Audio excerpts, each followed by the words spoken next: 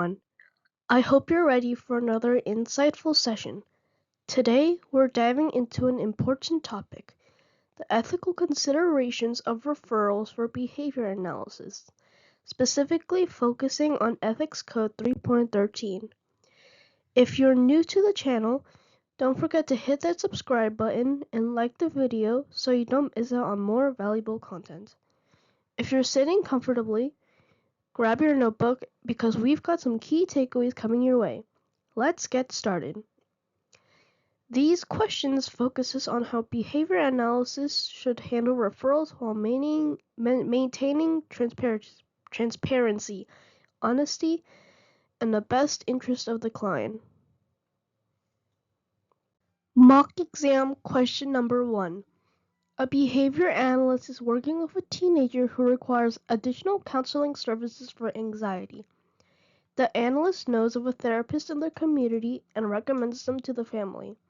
However, the analyst does not disclose that they receive a referral bonus for every new client they send to this therapist. A month later, the parents find out about this incentive and express concern about whether the referral was truly in their child's best interest. The parents feel betrayed and question whether the therapist was recommended based on quality or financial incentives. Now, the analyst is unsure how to rebuild trust with the family while maintaining ethical standards. What should the behavior analyst have done differently? 1. Not provide a referral to avoid ethical concerns. 2. Disclose their financial relationship with the therapist before making the referral. 3. Only refer the client to professionals who do not offer incentives. 4. Let the therapist disclose the financial arrangement instead.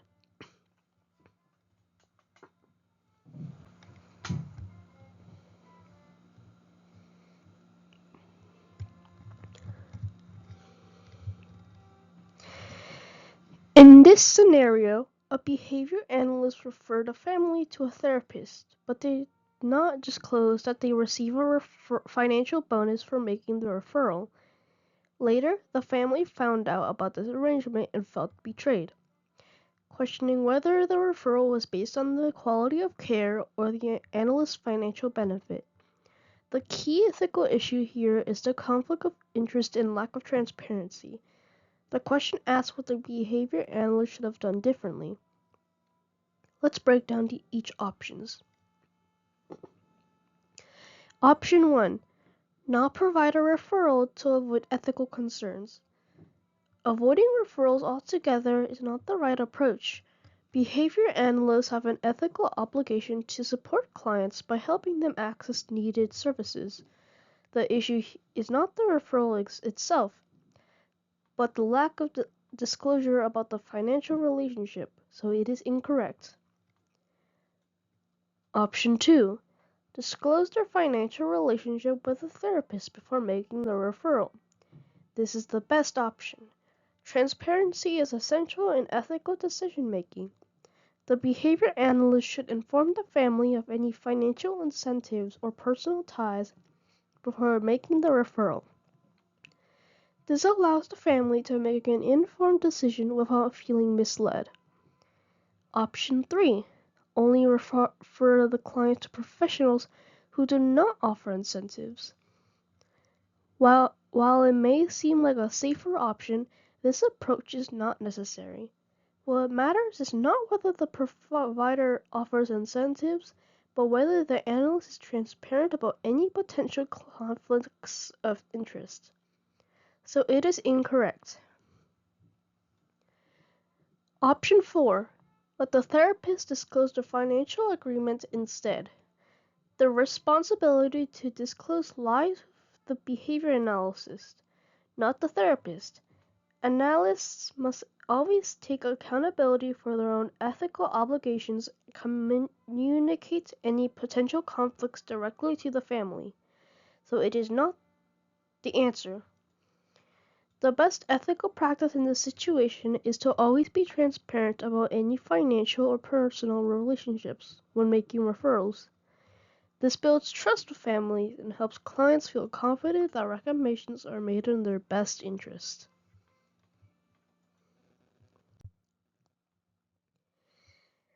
Mock exam question number 2. A family asked their behavior analysis to recommend an occupational therapist who specializes in working with nonverbal children.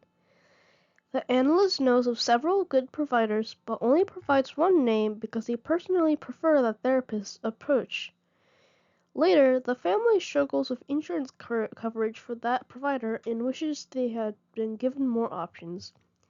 They now have to delay services while they search for another provider, which impacts their child's progress.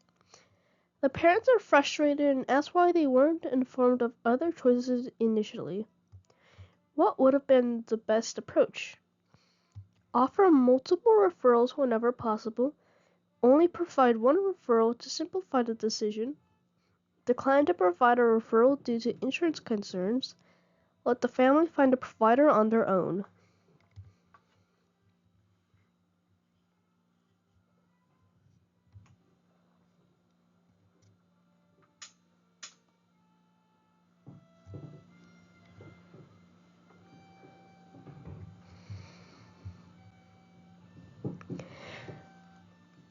In this situation, the family is seeking help to find an occupational therapist who specializes in working with nonverbal children. The behavior analyst provides only one referral based on their personal preference without considering any other qualified providers. As a result, the family faces delays when they discover that their insurance does not cover the provider, causing frustration and a gap in services. This scenario highlights the importance of offering unbiased recommendations to support families in making informed decisions. Let's break the answers down. Offer multiple referrals whenever possible. This is the correct option because providing multiple referrals allows families to have choices and select the provider that best fits their needs, including insurance coverage and availability. It helps prevent delays and empowers families to make the most informed decision. Only provide one referral to simplify the decision. This option is not correct because simplifying the decision should not come at the cost of limiting the family's options. Families deserve to have multiple choices to ensure they find the best fit for their child. Decline to provide a referral due to insurance concern.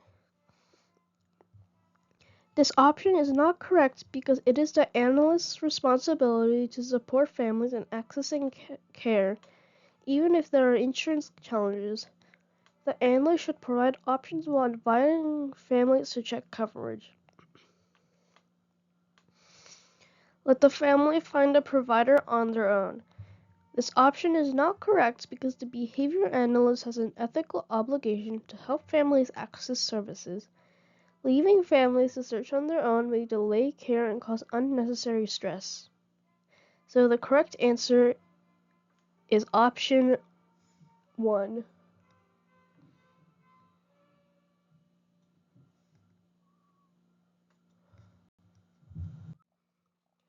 Mock exam question number 3. A behavior analyst is leaving their current agency and wants to ensure their clients continue receiving services. They recommend clients transfer to a new agency where their friend works, but they do not inform the families that this analyst has personal ties to this provider. After the transition, some families learn about the relationship and wonder if they were directed to the new agency due to the analyst connections rather than the quality of care. Some families feel pressured into switching without fully understanding their options. What is the most ethical choice of action? 1. Clearly disclose personal relationships with the recommended provider. 2. Refer only to providers with no personal ties. 3. Let the clients figure out their next provider. 4. Transfer all clients to the new agency without providing options.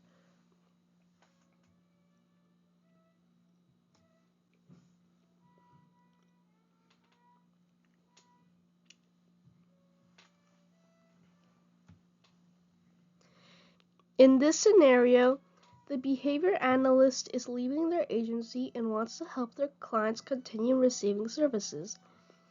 The analyst recommends a new agency where their friend works but fails to disclose their personal connection to the provider. When families later find out about this relationship, they question whether the referral was made based on quality or personal bias. Some families feel pressured into switching without knowing all of their options, which damages trust and raises ethical concerns. This scenario highlights the importance of transparency and providing unbiased referrals during service transitions. Let's break down the answers.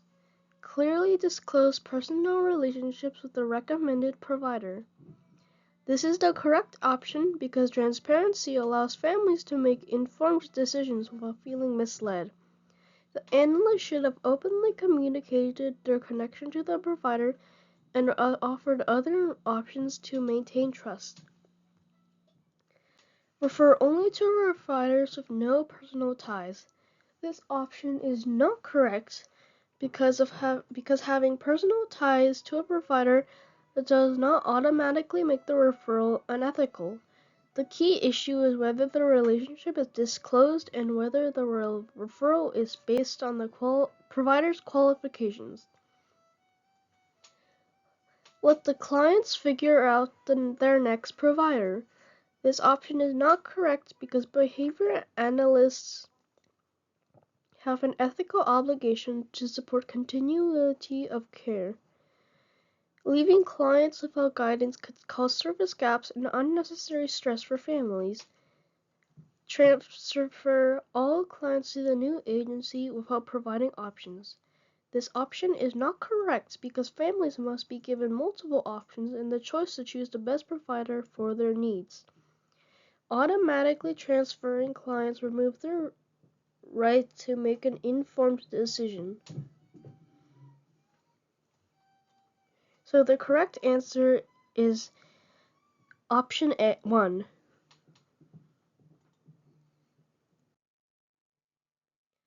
Mock exam question number 4.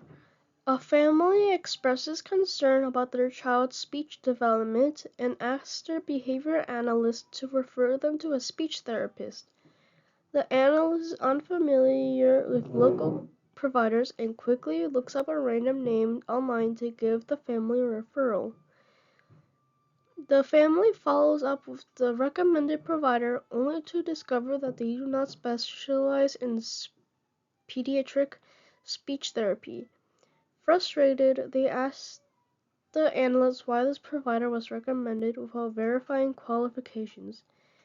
The analyst now realizes that their lack of research may have caused unnecessary delays in getting the child appropriate services.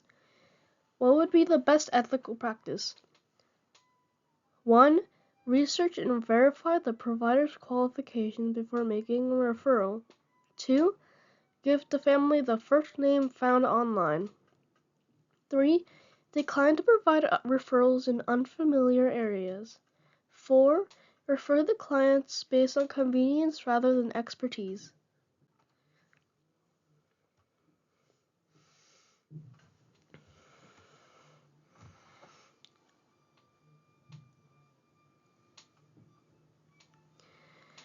In this scenario, the family is concerned about their child's speech development and asks their behavior analyst for a speech therapist referral. The analyst is unfamiliar with local providers but quickly recommends a random provider found online without verifying their qualifications. Unfortunately, the provider does not specialize in pediatric speech therapy, causing delays in services and frustration for the family. This situation highlights the importance of due diligence and making informed referrals that align with the client's needs. Let's break down the answers. Research and verify the provider's qualifications before making a referral. This is the correct option because behavior analysis have the behavior to ensure that any referrals they provide are appropriate and beneficial to the client. Taking the time to verify the provider's expertise and specialization helps prevent delays and ensures the family receives the best possible care. Give the family the first name found online. This option is not correct because making random referrals without proper research can result in inappropriate recommendations and harm the client's access to effective services. Behavior analysts must provide informed referrals, not make rushed decisions. Decline to provide referrals in unfamiliar areas. This option is not correct because refusing to provide referrals could leave the family without guidance. If the analyst is unfamiliar with providers, they should seek advice from colleagues or conduct research to give the family the best possible options. Refer the client based on convenience rather than expertise. This option is not correct because prioritizing convenience over qualifications does not serve the client's best interests. Referrals should always be made based on the provider's ability to meet the client's needs, not what is easiest or fastest for the analysis. So the answer is option 1. A behavior analyst recommends a specific provider to the family, but does not follow up to ensure they successfully accessed services. A month later, the family mentions they never heard back from the provider. The parents are disappointed as they assumed the analyst would help them navigate the process if any issues arose. The analyst realizes that without a proper follow-up system, the families might struggle to access necessary support, leading to service gaps. What should the behavior analyst have done? 1. Follow up with the family to ensure they received services. 2. Assume the family will handle the referral process on their own. 3. Let the provider be responsible for contacting the family. Or 4. Offer only one referral without checking availability.